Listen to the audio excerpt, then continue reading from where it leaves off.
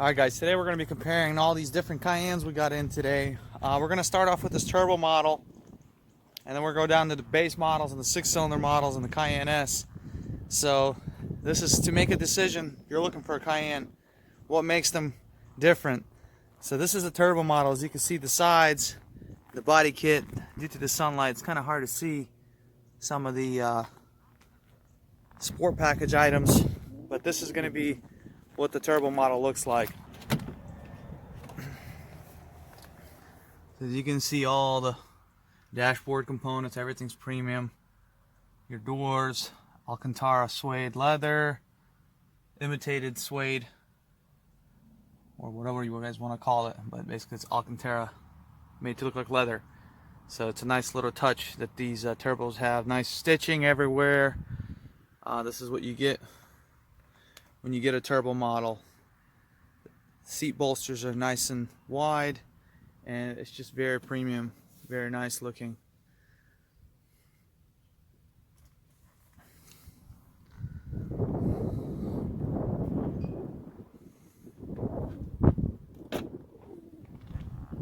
Now we're gonna move down.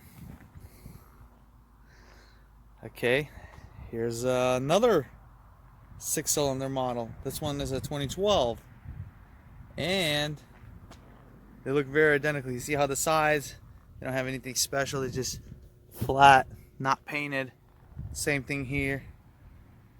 Just, they don't look premium at all as far as comparing to the turbo model we just had.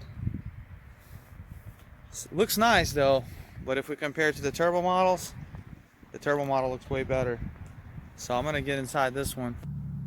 Non-S model, just a regular one. So as you can see, the seating looks similar. No Alcantara, just your basic headliner material.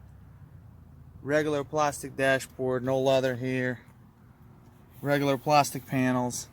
Everything's pretty much going to be standard equipment, regular looking options. You know, nothing here in the center, no options here for the air ride suspension. These just come with a conventional suspension. It just look very basic.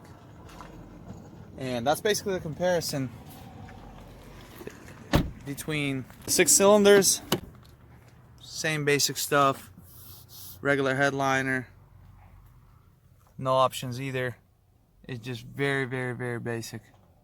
Nice car, but that's why the turbo models are so much more money, just because they're very premium looking. You got the basic looking wheels. There's nothing special. And then we're going to move down to slightly better one, which is going to be Cayenne S. This one we just finished fixing the evap stuff on, and as you can see, it also looks the same as the 6-cylinder model. The only difference is this is Cayenne S versus just Cayenne. That just means that it's 6-cylinder when it's just Cayenne. So we're going to get into this Cayenne S and check it out. We're going to see if we can find a difference between the 6-cylinder models and the V8 models, which is a much nicer car compared to the 6-cylinder models. Alright? Like, same basic wheels, by the way. And look, same thing, plastic everything. There's no leather. I'm not saying you can't get leather, but then you have to pay premium price. The seats are slightly different. These are sporty kind of comfort seats. Very like older style looking seats. That was an option back in its time when this thing was out in 2012. And same thing, dash. This one doesn't have a stopwatch or a clock. And same thing here. We have same exact components here. A little storage department instead of your controls for the suspension. None of these have air ride. And you know, we're gonna pop the hood on this one. This is gonna be your V8 model. Actually, the V8 car is made by Porsche themselves. This is the same engine that's in the Panamera. Unfortunately, the 6 cylinders are Volkswagen. And we're gonna go to the 6 cylinders. Okay. Here's our 6 cylinder. VR6. Nothing special, just a regular 6-cylinder engine.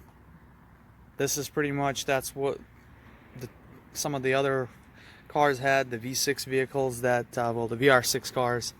It's not quite a V6, but this one has pretty much the components like you have on Volkswagen. The only difference is they changed the lid and then they wrote Porsche on here. Same engine that's in the Cayenne, same engine that's in the all the other VW products that run a 3.6. So it says V6 here, but it's actually a VR6, which is very similar.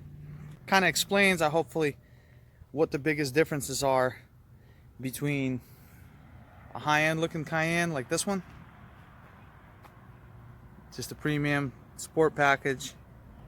You know, you got your big old brakes, and you got the side, just the side panels, just it's wider in the sides. It just looks way better. Versus your plain Jane regular model sunken looking wheels, just doesn't look that great. By the way, the Cayenne Turbo, which is this one here, these are aftermarket wheels. I do have the factory ones, which are 21-inch wheels. They look nice as well. So all of these right here, these are going to be either 19s or 20s as an option for these. Now, I'm not saying when these are not ordered, when these are brand new and ordered from the factory, you can't get the big wheels on them. You probably can, but why would you do that? You're just dressing up kind of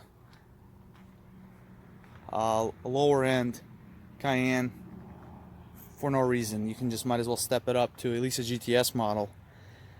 Unfortunately, I don't have a GTS model here to compare, but the GTS model is going to be very much the same thing as the Cayenne S. It's exactly the same car. It has a little bit more horsepower, same exact V8, and it's outfitted much nicer, and it has a sport package, and it looks like a Turbo S model that came out later on with the facelift Cayennes. But as far as everything else, the engine internals and all that good stuff, it's going to be your Cayenne S.